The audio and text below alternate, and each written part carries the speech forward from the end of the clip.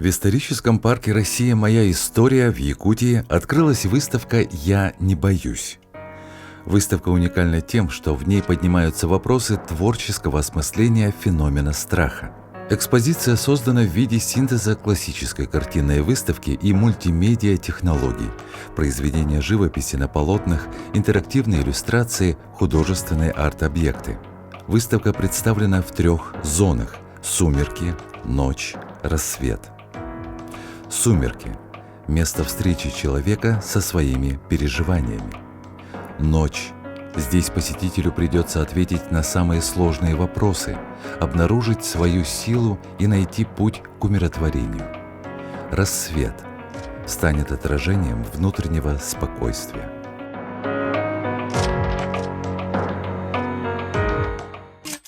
Мне понравилась работа Бочкарёва Иннокентьева Александры. Это пандемия COVID-19. Она мне понравилась, во-первых, ее оформлением, она просто прекрасно выглядит. У нас Александра написала эту картину после реанимации. То есть она у нас попала в больницу, в реанимацию, у нее было поражение легких 80%, и благодаря врачам, врачи смогли ее спасти. И эта картина посвящена как раз им. То есть как благодарность врачам за спасение людей в столь тяжелое время. На выставке представлены работы Союза художников Якутии, студентов Арктического государственного института культуры и искусств и творческих деятелей, синтез творчества старшего поколения художников и фантазия молодого поколения. Каждый может свободно, без всяких вот каких-то зажимов или что ли, даже, может быть, сиюминутную эмоцию выразить. То есть это не обязательно, чтобы она была какая-то вот с какими-то такими большими задачами или что ли. То есть это даже вот, скорее всего, здесь много вот работ, они просто эмоциональные, да. И я всегда придерживаюсь того, что когда работа, она эмоциональна, зритель видит то, что он хочет увидеть сам соразмерно своим понятиям. Георгий Решетников сам принимает участие в выставке, предоставив 3 свои работы.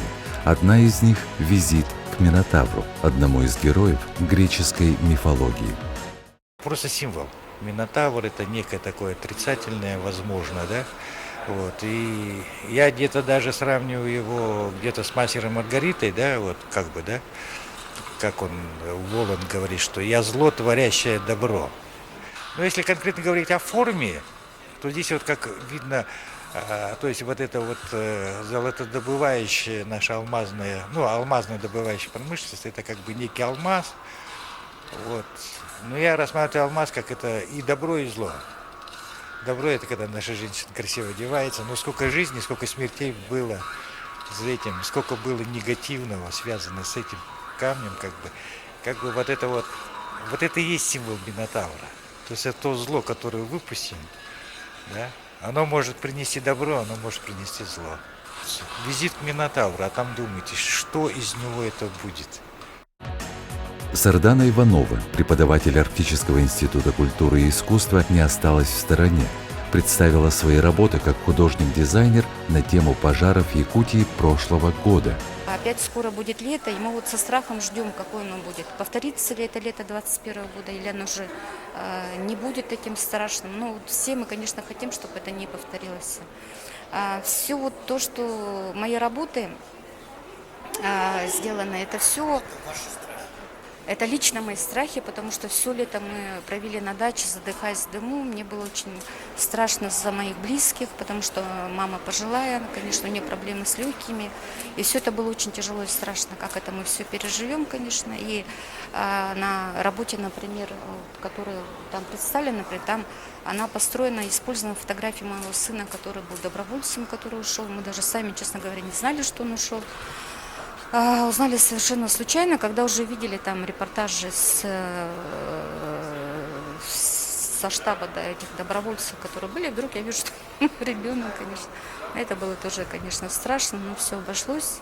Так что мы все благодарны, что их не пускали в какой-то открытый огонь, но все равно, конечно, последствия очень тяжелые. Поэтому это все то, что мы пережили, то, что мы чувствовали, то, что не только я, а вообще, наверное, вся Якутия, наверное, была. Это же Наверное, страх не только был, наверное, мой, а вообще многих. Это же дым от нашей Якутии, он шел не только даже по России, он даже был и за пределами, там в Аляске там дым был еще. Поэтому, конечно, сказать, что это только наши страхи, нет, конечно.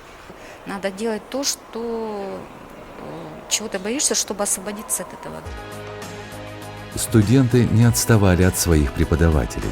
Четверокурсницы Сивцева Наталья и Вера Федорова представили инсталляцию «Забвение», вложив в нее свое видение страхов.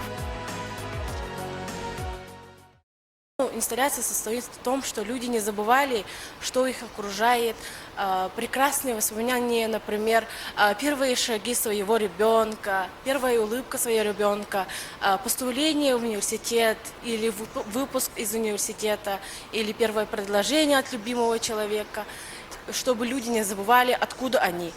Точнее, вот эти красные линии, которые у нас есть, они показывают корни человека. Корни, откуда они родом, их историю. В общем, вот в этой инсталляции эти красные линии, они показывают историю человека или, наоборот, проблему человека. И мы здесь не сделали аннотацию именно этой работы, чтобы люди пришли и сами восприняли эту работу, как они видят именно. Магистрант института Наталья Осипова представила инсталляционную композицию «СОС», посвященную призыву спасения природы. Я же в своем случае представляю мать природу. То есть у нас сейчас идет глобальная проблема загрязнения экологии, и в этом плане я хотела передать именно это.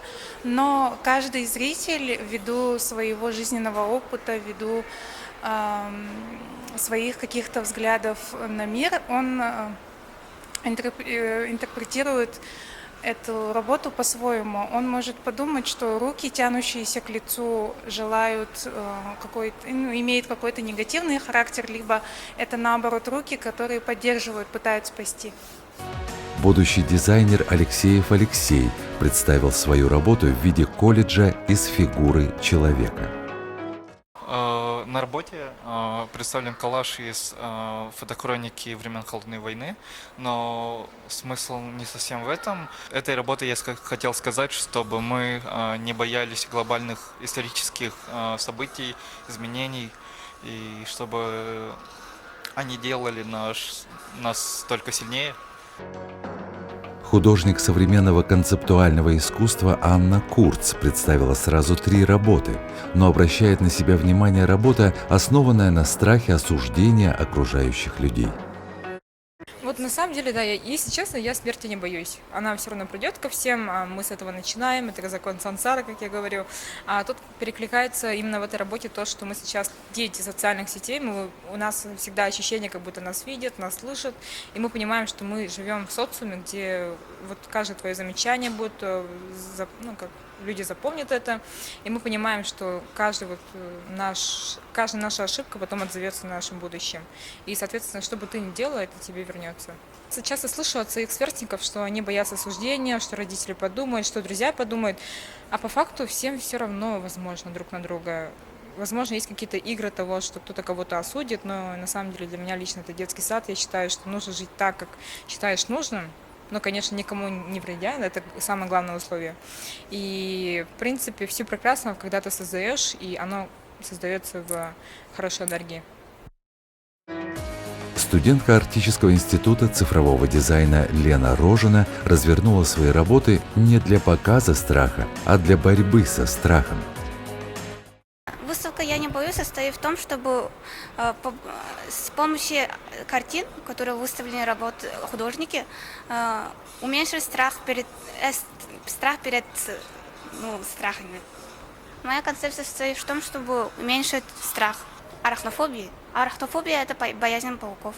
Я специально сделала пауков игрушечными, чтобы они не показались слишком страшными.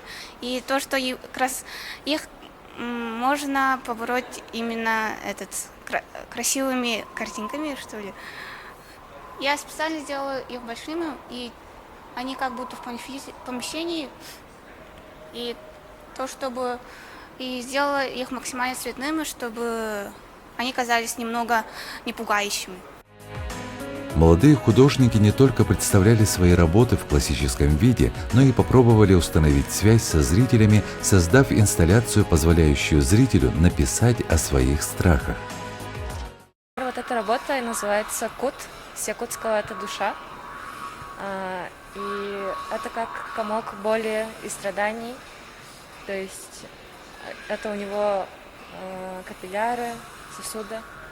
И мы каждого человека просим написать свой страх. То есть это тоже терапевтический такой способ, метод. Человек, когда формулирует свой страх, он как бы освобождается от этого и сюда бросает. Их накопилось, и за 2 недели выставки тоже будет достаточно много. Мы думаем, как с этим дальше работать. Возможно, мы сделаем полотно большое. Главный архитектор Якутии Ирина Алексеева высоко оценила выставку «Я не боюсь», отметив ее актуальность именно сейчас. Я всегда говорю о том, что когда мы говорим о развитии республики, о развитии нашей сферы творческой, всегда развивают молодые люди. И вот взгляд молодых сегодня очень ярко здесь проиллюстрирован на этой выставке. Она прямо отражает всю архитектуру нашего города, например, да. И это реально так. Вот каким образом нам, например, вот я как главный архитектор республики всегда задают вопросом, как менять среду. И вот, это глубокие аналитические работы. То есть они воспринимают сегодня среду таким образом. И отсыл вот к этим мыслям, он всегда, если человек думает, он начинает думать, как это менять. И вот как раз формат «Я не боюсь» — это то, что сегодня люди видят и на что дальше посыл дают. Мне кажется, замечательная работа. Любая работа, и вот все работы. И потом оказалось, что столько много молодых художников. Поэтому я очень впечатлена выставкой именно с точки зрения организации самой выставки, потому что много ребят молодых сегодня творят, думают, делают творческие вещи, и их показывать, их творчество, их поддерживать — это очень здорово. Выставка «Я не боюсь» продлится в историческом парке «Россия. Моя история» до 17 апреля. И ее должен посетить каждый, кто хочет побороть свои человеческие страхи.